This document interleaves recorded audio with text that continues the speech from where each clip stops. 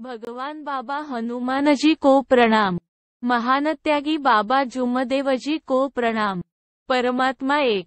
माझा अनुभव होती कुटुंबात दुःखाची व्यथा, परमात्मा एक मार्गात आल्याने सुरळीत झाली जीवनाची गाथा। माझे नाव सौ कांचन नरेशजी मस्के आहे।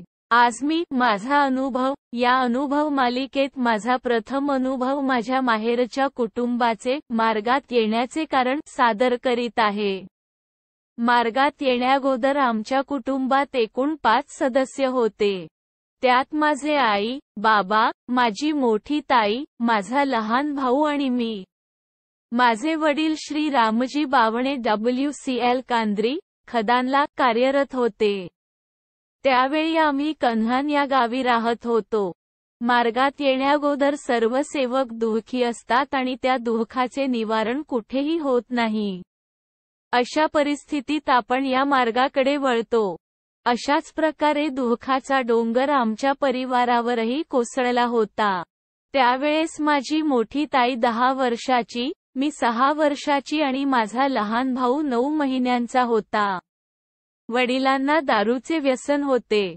त्यात त्यांना त्यांचे व्यसनी मित्र अजूनच जवळचे वाटायचे। त्यांना घरी घेऊन यायचे आणि घरी दारूची पार्टी करायचे। माझा भाऊ लहान असल्यामुळे तो रडायला लागला की आई त्याला सांभाळायची आणि एखादा जरी आईच्या स्वयंपाकाला उशीर झाला तर आईला बाबा मारहाण करायचे। कारण त्यावेळेस बाबांना फक्त आणि फक्त आपल्या पार्ट्या आणि दारू महत्त्वाची होती। बाबा दारू पिऊन राहिले की आम्हाला त्यांच्याजवळ जाण्याची खूप भीती वाटायची। सप्टेंबर 16, 1997 या दिवशी असेच माझे बाबांचे चुलत भाऊ ईश्वरजी बावणेरा वाघोडा, पारशिवणी या गावी गेले। तिथे त्यांनी दारू पिली आणि ऑटोनी घरी परत यायला निघाले। तर डुमरी या ठिकाणी एका बसने त्यांच्या ऑटोला धडक दिली आणि तो ऑटो कितीतरी अंतरावर घासत गेला। त्यात इतरही लोक होते, पण त्यांना थोडीही खरोच आली नाही आणि माझे बाबा पूर्ण ऑटोच्या खाली आले। त्यामुळे त्यांना पूर्ण डोक्यापासून तर पायापर्यंत डाव्या बाजूला मार लागलेला होता। अशा परिस्थितीत कोणीही धावून आले नाही। थोड्या वेळाने त्या ठिकाणी कामठी येथील पोलिसांची गाडी आली आणि त्या पोलिसांनी लावारिश लाश म्हणून नागपूर येथील मेवो हॉस्पिटलला रवाना केले। त्यानंतर त्यांच्या खिशात असलेल्या कागदपत्रावरून त्यांची ओळख समजण्यात आली। त्यानंतर त्यांनी कन्हान पोलीस स्टेशनला फोन केला आणि कन्हान पोलिसांनी आमच्या घरी ही माहिती रात्री 2 वाजता कळविली। त्यावेळेस आम्ही सर्व घाबरून गेलो होतो। काय करावे काहीच आईला सुचत नव्हते। त्यानंतर शेजारील असलेले काही लोक जमा झाले आणि माझी आई त्यांच्यासोबत हॉस्पिटलला गेली। त्यावेळी त्यांच्या अंगावर असलेल्या कपड्यांचेही पूर्ण चिंधड्या झाल्या होत्या आणि पूर्ण कपडे रक्ताने भिजून गेले होते।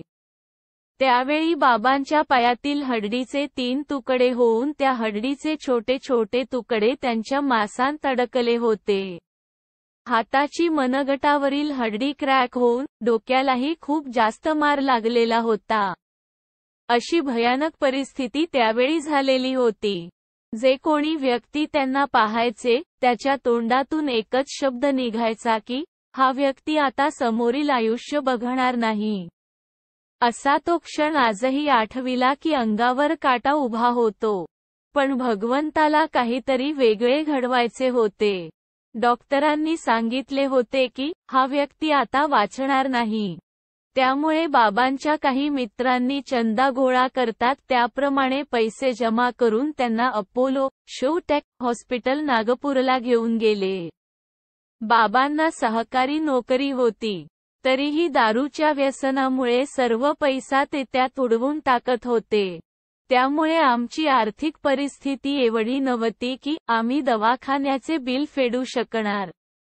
तिथे त्यांच्यावर शस्त्रक्रिया करण्यात आली, तरीही ते स्वतःच्या बळावर उभे राहू शकत नव्हते आणि बसूही शकत नव्हते।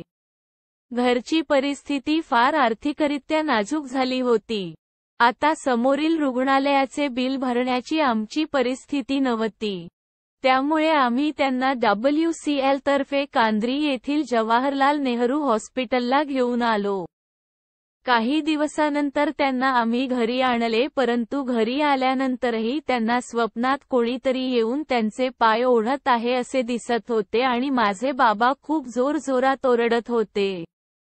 त्यावेळेस माझी आई आणि माझे मोठे मामा यांनी अनेक देवी देवतांचे, तांत्रिक मांत्रिकांचे उपचार केले, परंतु कोठेही आराम मिळत नव्हता. या काळात बाबांनी तर 1 वर्ष जेवण सुद्धा केले नव्हते. ते फक्त फळांच्या रसावर आपले जीवन जगत होते. रस सुद्धा त्यांना पचायला नाही. रस पिले की त्यांना उलटी व्हायची. असे करता करता दिवस जात होते. दवाखान्यामुळे, तांत्रिक मांत्रिकांमुळे पैशांची अडचण भासू लागली. आम्ही खूप कर्जबाजारी झालो होतो. त्यावेळेस आम्ही राहत असलेले घर विक्री काढले. असे लागोपाठ दुःख येतच होते. कसे तरी एक राहण्याकरिता घर होते, तेही कर्जामुळे विकण्यात आले. बाबांना असलेली नोकरी सुद्धा गेलेली होती. कन्हान येथील घर विकल्यानंतर आम्हाला राहायला कुठेही ठिकाणा नव्हता. अशी अनेक संकट एकाच वेळी आमच्या परिवारावर आले होते. तर अशा वेळी बाबांचेच एक मित्र देवासारखे आमच्या मदतीला धावून आले. ते आज आपल्यामध्ये नाही आहेत, तरी सुद्धा मी त्यांचे नाव सांगू इच्छिते. नथ्यूजी डांगरेरा कांद्री यांनी पावलोपावली आम्हाला जमेल तशी मदत केली आणि त्यांचे कांद्री या ठिकाणी असलेल्या जुन्या घरी राहण्याची मुभा आम्हाला दिली. खरंच त्यावेळी मामांच्या व्यतिरिक्त कोणी रिश्तेदार साथ देत नव्हते. अशा वेळी त्यांनी आम्हाला भगवंतासारखी साथ दिली. खरंच त्यांचे हे उपकार मरेपर्यंत आम्ही फेडू शकणार नाही. माझे लहान मामा श्री श्रीराम टोहणे कामठी हे परमात्मा एक मार्गात होते. त्यांनी माझ्या बाबांना समजाविले, आईला मार्गाची रूपरेषा सांगितली. त्यानंतर आई तयार झाली. परंतु बाबा या मार्गात यायला तयार नव्हते आणि ते आधी पण परमात्मा एक मार्गाची निंदा करायचे. एवढे दुःख असूनही बाबा मार्गात यायला तयार नव्हते. तरीसुद्धा माझी आई माझ्या मामासोबत त्यांचे मार्गदर्शक मोहतुरे काकाजीरा कामठी या गावी त्यांच्या निवासस्थानी गेली.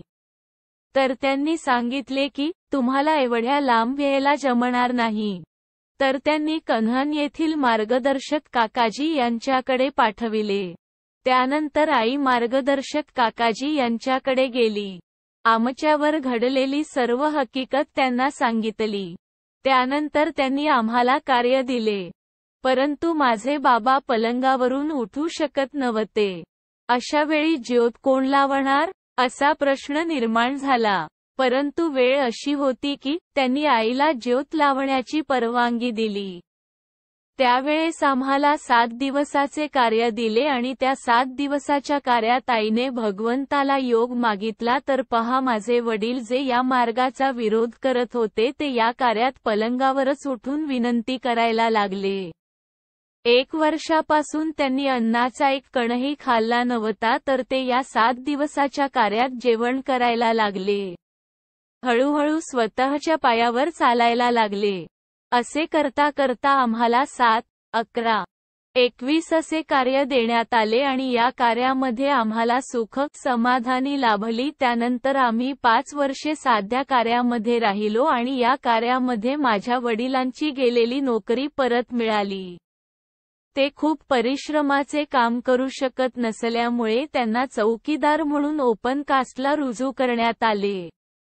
अशा प्रकारे भगवंताला मागितलेल्या योगाचा आम्हाला पावलोपावली प्रतिसाद मिळू लागला. या साध्या कार्यामध्ये आम्हाला एक अनुभव घडला. कुणीतरी जाणत्यांनी आमच्या दारासमोर एक दिवा, एका कागदाला शेंदूर लावून पूजा करून आणून ठेवले होते. आम्ही सकाळी विनंतीला उठलो. माझी आई अंगणात झाडू लावत असताना तिला ते दिसले. तिने त्यावेळेस भगवंताचे नाव घेतले. नंतर आम्ही सर्वांनी आंघोळी केल्या आणि भगवंताला विनंती केली की भगवंता, जे काही असेल यापासून आमच्या घरातील व्यक्तीला कोणताही त्रास होऊ देऊ नका. त्यानंतर दिवस उजाडला, लोक जमायला लागले. सर्व म्हणत होते की त्याला हात लावू नका, परंतु माझ्या आईने पायाने ते नालीमध्ये फेकून दिले. त्यावेळी जर आम्ही अनेक मध्ये असतो तर आमच्या परिवारातील सदस्याचा मृत्यू झाला असता. परंतु आमच्या परिवारातील सदस्यांना साधा काटाही त्यावेळी गळला नाही. एवढी मोठी भगवंताची कृपा आमच्यावर होती. आम्हाला भगवंताची चर्चा बैठक मिळत नव्हती कारण आमचे मार्गदर्शक कन्हान या ठिकाणचे होते आणि त्यावेळेस कन्हानला जायला कोणतेही साधन जवळ उपलब्ध नव्हते. त्यामुळे आम्ही कांद्री गटांतर्गत होणाऱ्या चर्चा बैठकीला जाण्यास सुरुवात केली. त्यानंतर आम्ही 2004 या वर्षी त्यागाचे 41 दिवसाचे कार्य केले. ते कार्य सुख समाधानाने पार पडले. त्यानंतर महिनेवारी 9 हवन सुखरूप पार पडले. त्यानंतर कुठल्याही अडचणी आमच्या परिवारावर आल्या नाही. त्यानंतर मोठ्या ताईचे लग्न झाले, बाबांचे स्वतःचे घरीही झाले. त्यानंतर माझे लग्न परमात्मा एक मार्गात मंडळ अंतर्गत असलेले सेवक श्री नरेशजी मस्के यांच्याशी झाले आणि आता मी भगवंताची खूप ऋणी आहे की त्यांनी मला या मार्गाशी जोडून ठेवले. मी भगवंतांनी दिलेल्या या योगाचा पुरेपूर उपयोग करून तत्व, शब्द, नियम यांच्या आधारे चालण्याचा प्रयत्न करीन आणि आपल्या कुटुंबालाही चालविण्याचा प्रयत्न करीन आणि माझे आईवडील आणि भाऊ सुद्धा तत्व, शब्द नियमांचे काटेकोरपणे पालन करून आपले आयुष्य सुख समाधानाने जगतील अशी अपेक्षा करते. लिहिण्यात काही चूक, भूल झाली असेल तर भगवान बाबा हनुमानजी व महानत्यागी बाबा जुमदेवजी यांना क्षमा मागते. नमस्कार. सेविका सौ. कांचन नरेशजी मस्के. पत्ता कांद्री, कन्हान. सेवक नंबर 6452. मार्गदर्शक श्री उमरावजी बाते. परमपूज्य परमात्मा एक सेवक मंडळ, वर्धमान नगर, नागपूर. सर्वांना माझा नमस्कार.